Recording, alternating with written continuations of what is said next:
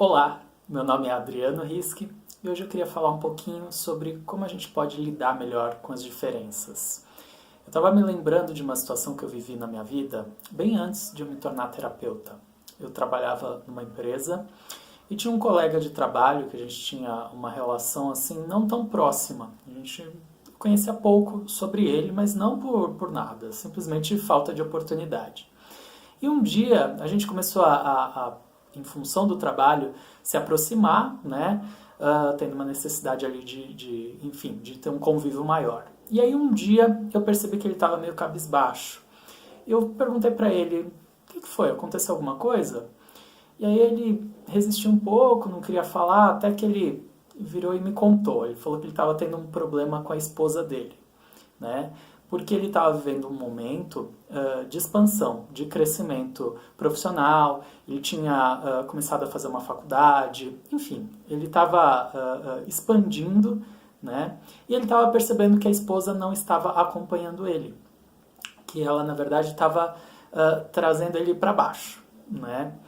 E quando ele falou aquilo, a primeira coisa que me ocorreu foi, nossa, separa, né? Mas eu não falei isso para ele. E ele estava muito em dúvida, né, sobre o casamento, o que deveria fazer e não. Mas naquele momento eu não dei a minha opinião.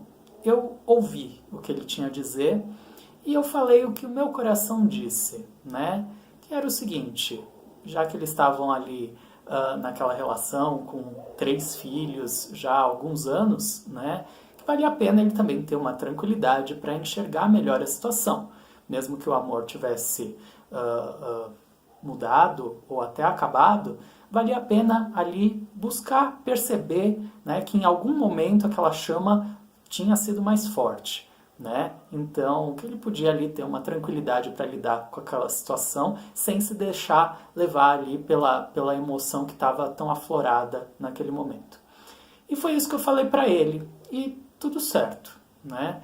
Passaram-se alguns dias, eu cheguei para ele e falei, e aí, tudo bem? Né? Aí ele, com um sorriso no rosto, falou, sim, Adriano, puxa, eu tenho que te agradecer muito pela nossa conversa, tal, resolvi minha situação. A primeira coisa que me ocorreu naquele momento era que ele ia me dizer, vou me separar. Ele vira para mim e fala assim, nós nos entendemos. E eu fiquei muito surpreso.